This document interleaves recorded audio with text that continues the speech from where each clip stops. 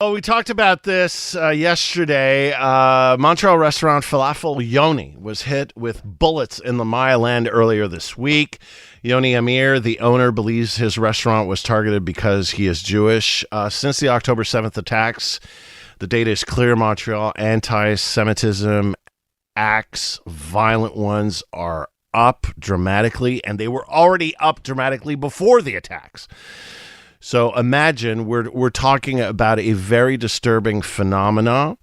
To tell me more about what's going on in the ground, especially in the Côte-des-Neiges NDG borough, I'm joined in studio now by Sonny Moroz, who is a city councillor for Ensemble Montreal. Sonny, thank you for joining us in studio this morning. An honest pleasure. Happy Friday. Happy Friday to you. So yesterday I had Alain Vaillancourt on the show. Alain Vaillancourt is responsible for public security on the executive committee of the Plante administration. I asked him about the rise of anti-Semitic violence in Montreal, and this is what he had to say. What is being done by the Plante administration to respond to the rise in anti-Semitic acts since October 7th? Well, I think we're showing that it's unacceptable. We denounce it. We're meeting with all the leaders. We've been present. We clearly, ensure that the police presence is there. My role is to make sure that the police has all the resources possible to deal with any anti-Semitic acts, any hate violence.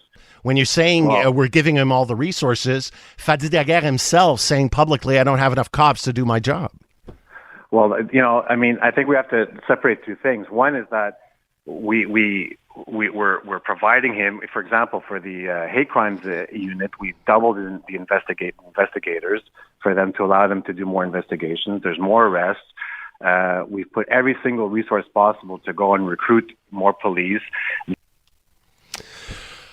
So that was Alain Vaillancourt. So basically his job, seemingly as responsible for public security on the executive committee of the city of Montreal, an elected official, basically like a cabinet minister. That's the equivalent of a cabinet minister for a city administration.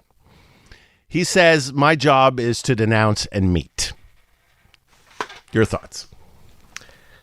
Well, it's a lot of thoughts. A lot of thoughts maybe I've never really had before October 7th. Things have changed, not just for the Jewish community, but across the vulnerable community spectrum in Montreal, because we know when there's a rise in anti-Semitic hate crimes, there's also a rise in hate crimes directed at other communities. We know we haven't seen the end of the rise of anti-Asian racism since the pandemic. We also know that there's been a rise in Islamophobia, and underreported in all that is about a 250% increase in hate crimes against Christians. There, the 182-year-old arson happened against a church in Hudson just a few months ago. So we know that the vulnerabilities of our communities are going up in an exponential way. And for the person responsible in the city of Montreal to have nothing but words and conversations with vulnerable communities to tout as what he's done to address this unprecedented rise in hate crimes, something that within my lifetime, I'm 34 years old, it's never been like this for the Jewish community, not just in Montreal, but around the world. And the person responsible has that to say. So then the question turns to the SPVM. Sonny, do you have confidence in Fadi Daguerre and the SPVM on the work they're doing and the efforts that are being put to fight this historic rise in violence in Montreal? Well, the question's been asked to him, and he says that he has good people on the ground working and doing as much as they can, as much as with the resources they have available. But do you have faith in him? I have faith in Fadi Daguerre. I work very well with the local police station commander in my area. He does a fantastic job. Okay. He started 2 weeks before October 7th. So he came in with that urgency to deal with issues on the ground in the largest police station in Quebec. But does he feel he has enough resources? Does he have enough cops? I was at a meeting with him 2 days ago when we first heard about the gunshots against Falafel Yoni. Now we find out that they were maybe an airsoft gun or a slingshot, but in that moment... It's still a violent act, period. We're not going to argue on what type of bullet it is. So the sense of insecurity on the streets There it for is. the employees, there's a perception people don't feel safe, and not just in the Jewish community. Montreal's, it's generalized. The polling data shows it. So what do we do about it? No, right? but Going back to that question. My point ultimately is you're on the ground. You're a city councillor. You talk to your local precinct commander, and he says, I don't have enough resources, correct?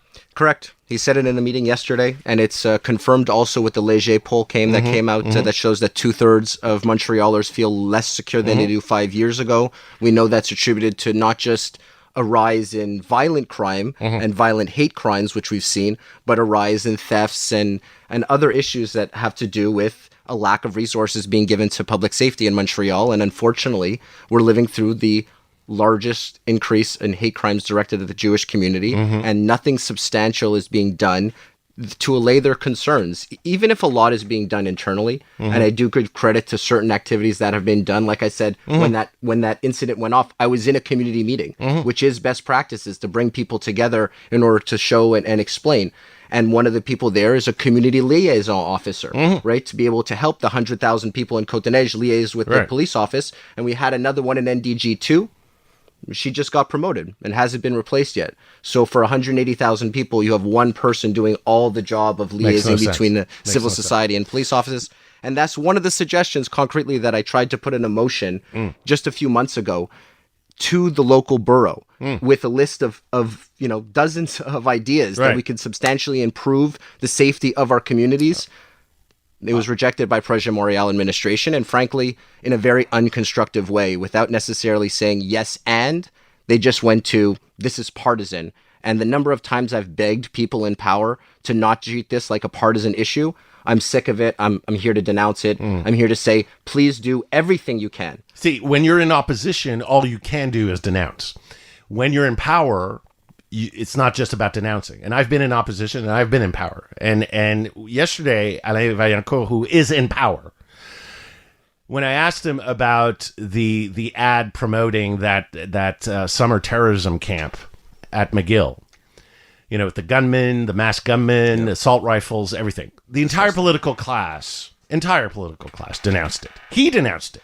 After I asked him a question about a council. Yeah, I know. But he responded to your question saying it's unacceptable. Then I asked him, okay, once you've said that, what are you going to do? He had nothing.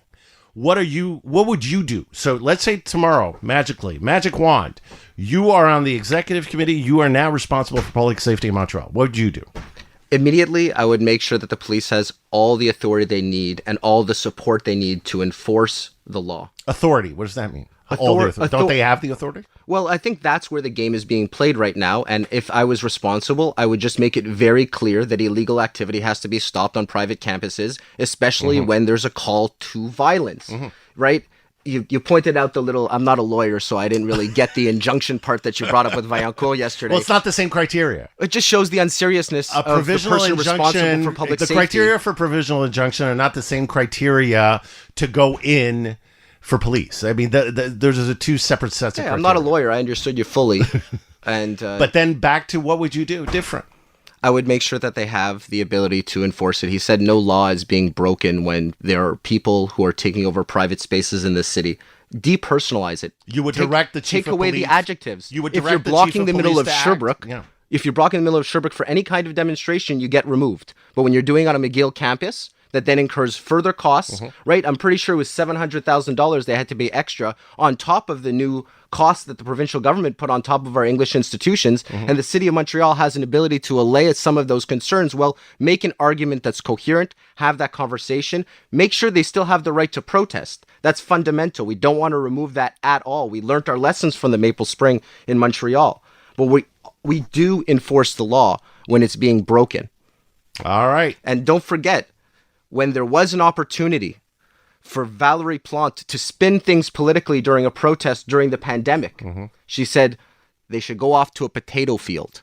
Yeah. So that's how people were feeling when they were protesting their rights during the pandemic, like it or not when they protest during an international conflict. You need to be consistent.